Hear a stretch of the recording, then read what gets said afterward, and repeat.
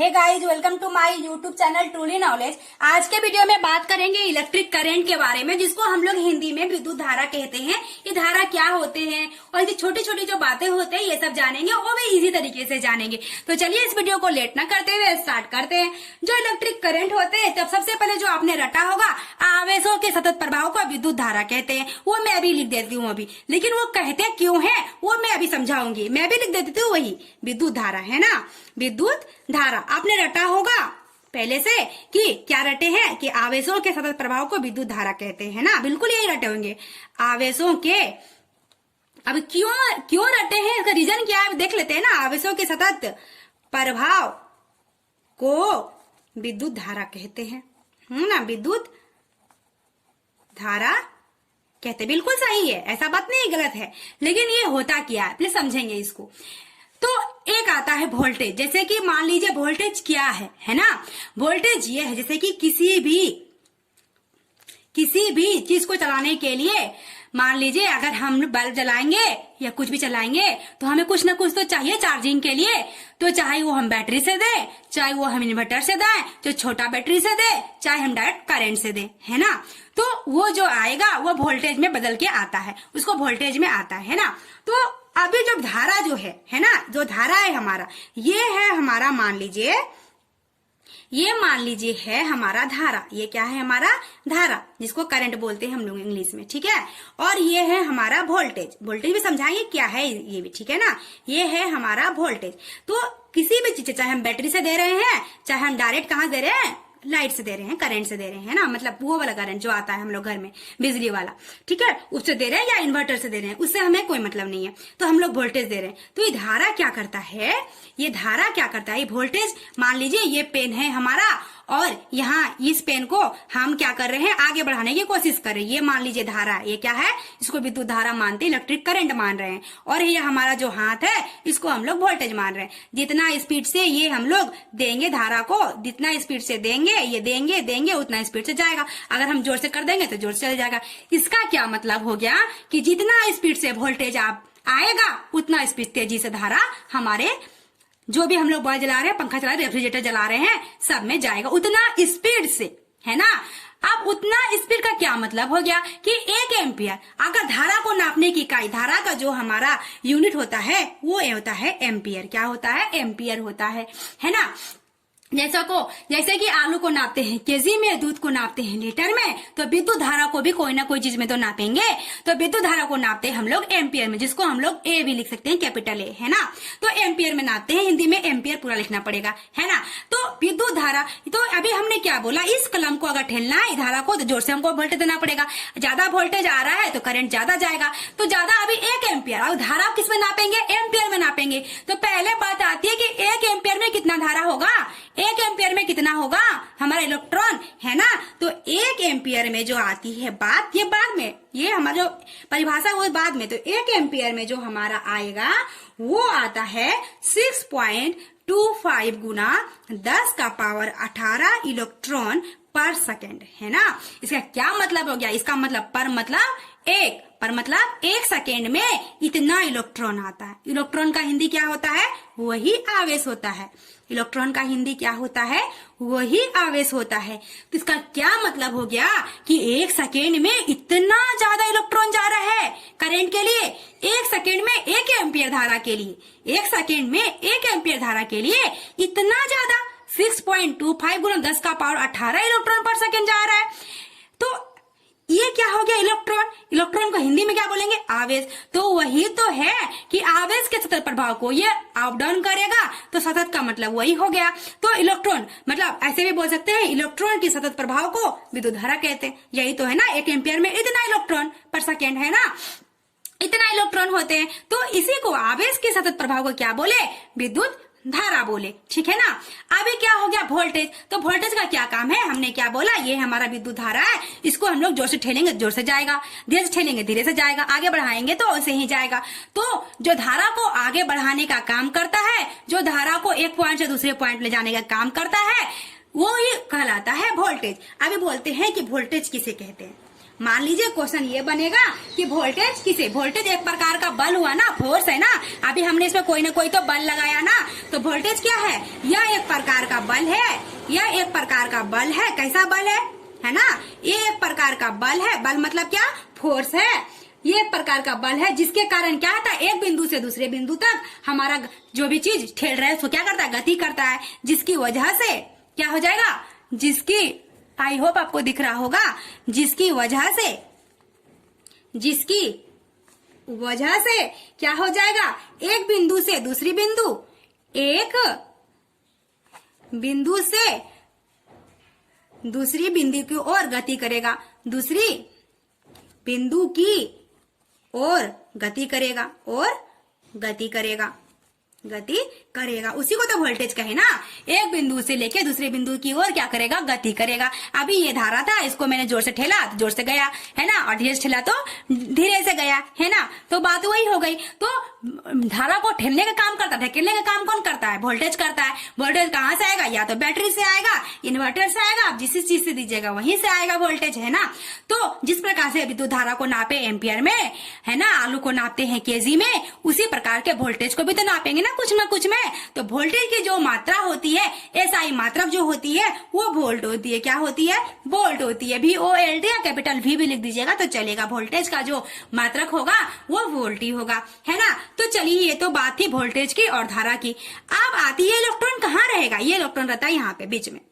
इतना ज्यादा इलेक्ट्रॉन एक एम्पियर में, इतना ज्यादा जो धारा गया, इलेक्ट्रॉन पर सेकेंड गया, इतना ज्यादा, ये कहाँ रहेगा, तो ये रहेगा बीच में। अब बारी आती है इधर से, एक आते हैं बारी रेसिस्टेंस की। किसकी, रेसिस्टेंस की, जो उधर से आ रहा, उल्टा आ रहा, देखिएगा इसको समझिएगा।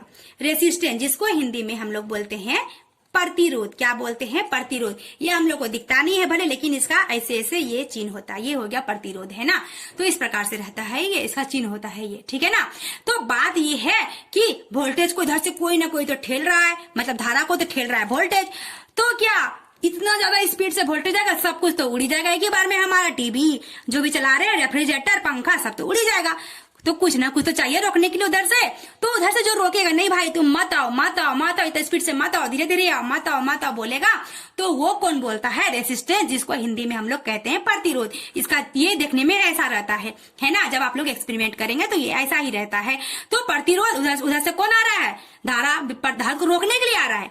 जो इलेक्ट्रॉन इतना स्पीड से वोल्टेज दिया, वोल्टेज जितना भी देने का था, 220 वोल्ट, 440 वोल्ट, जो भी वोल्ट आपने वोल्टेज दिया, वो वोल्टेज मतलब 1 एम्पियर धारा, उस वोल्टेज से 1 एम्पियर धारा कन्वर्ट हुआ, 1 एम्पियर में इतना गया, तो इतना ज्यादा कन्वर्ट हो जाएगा, ज्यादा वोल्टेज जाएगा, तो उतना ज्यादा स्पीड से जाएगा, तो रोकेगा ना कोई ना कोई, रोकेगा ना।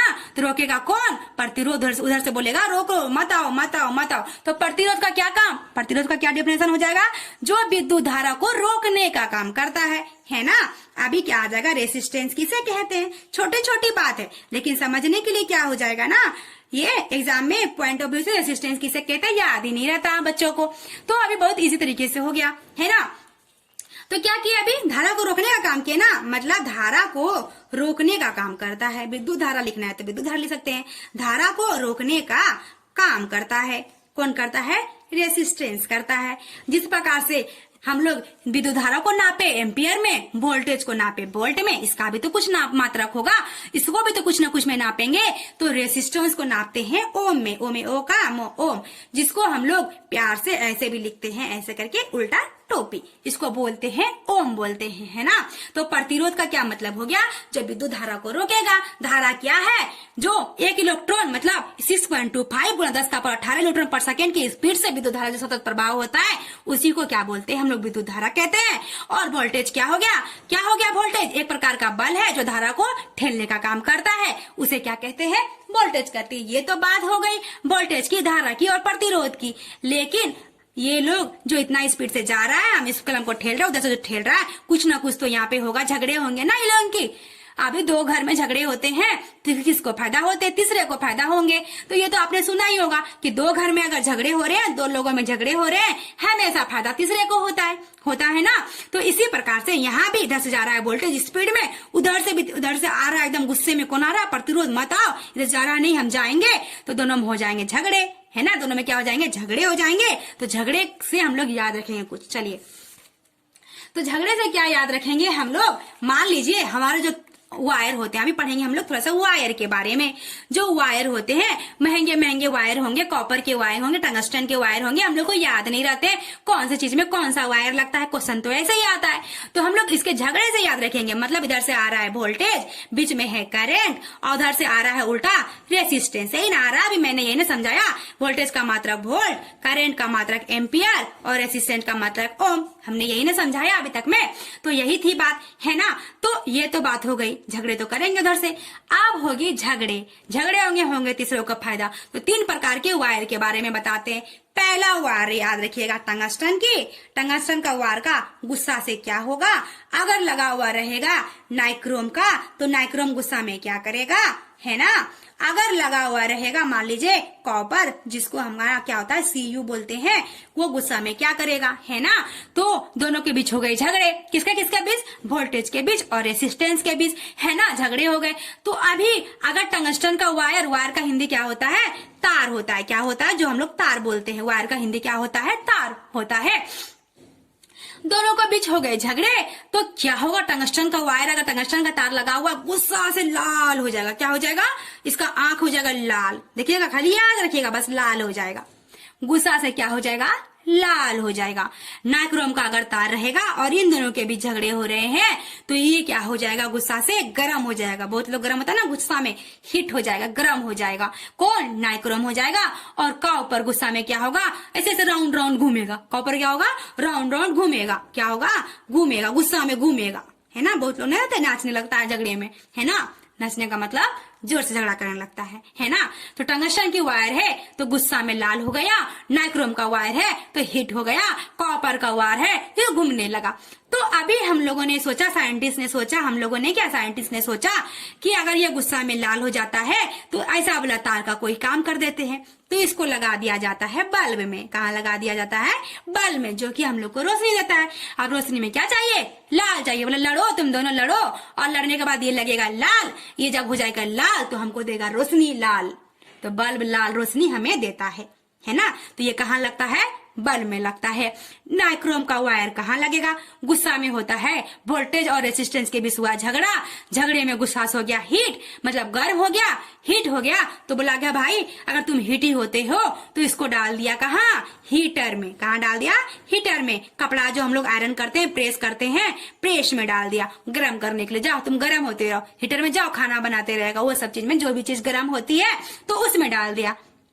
किसको, नाइक्रोम को, वायर को। अब बारी आती है कॉपर की वायर की। ये क्या बोला, हम तो घूमेंगे, है ना। अगर वोल्टेज रेसिस्टेंस झगड़ा करेगा तो हम घूमेंगे, घूमता है देने ले, है ना। जब घूमा ये तो क्या बोला साइंटिस्ट, अगर इसको घूमने में अच्छा लगता है झगड़ा करने के बाद, तो हम क्या करते हैं, इसको फैन में दे देते हैं, पंखा में दे देते हैं। जाओ तुम घूमते रहो, दिन भर घूमते रहो। पंखा का तो घूमते ही रहता है दिन भर ना। तो अब कितना इजी तरीके से याद हो गया। मतलब क्वेश्चन तो ऐसे थोड़ी ना पूछेगा गुस्सा में क्या हो जाएगा, क्वेश्चन क्या पूछेगा, हमारे बल्ब में कौन सा तार लगा रहता है, टंगस्टन का। या टंगस्टन का तार क्या चीज में यूज किया जाता है, तो बोलेंगे बल्ब में यूज किया जाता है। नाइक्रोम का तार किस में यूज किया जाता है, तो हीटर में, प्रेस में। कॉपर का तार कहाँ यूज किया जाता है, तो पंखे में यूज किया जाता है ना। बहुत आसानी से हम लोग समझ गए। अब बारी आती है कैपेसिटर की। किसकी, कैपेसिटर की। कैपेसिटर का क्या काम होता है, ये जो भी धारा गया थोड़ी देर के लिए स्टोर करेगा, जमा करके रखेगा। कैपेसिटर क्या करेगा, स्टोर करके रखा होगा, है ना। तो हम लोग के टीचर समझाते समझाते थक गए थे, कैपेसिटर जमा करके रखेगा, ये इंडक्शन में यूज होता है, लेकिन नहीं समझ में आता था। क्यों, क्योंकि जब भी हम लोग पढ़ते थे तभी हम लोग ने इंडक्शन देखा ही नहीं था। लेकिन अभी का जो टाइम है, घर घर में इंडक्शन आ गए हैं, तो इंडक्शन आपके घरों में होंगे।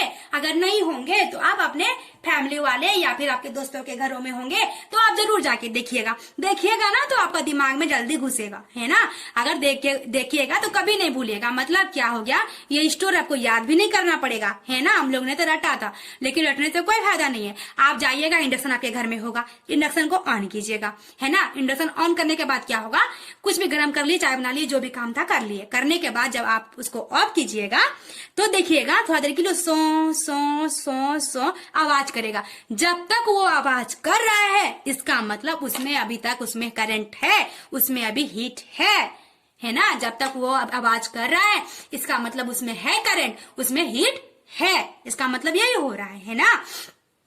तो आप जाके देख सकते हैं, है ना। तो वो इसका मतलब क्या हो गया, है का मतलब क्या हो गया, बाद में ही स्विच ऑफ करना चाहिए ताकि खराब ना हो, है ना। ऐसा आप लोगों को समझाया गया होगा।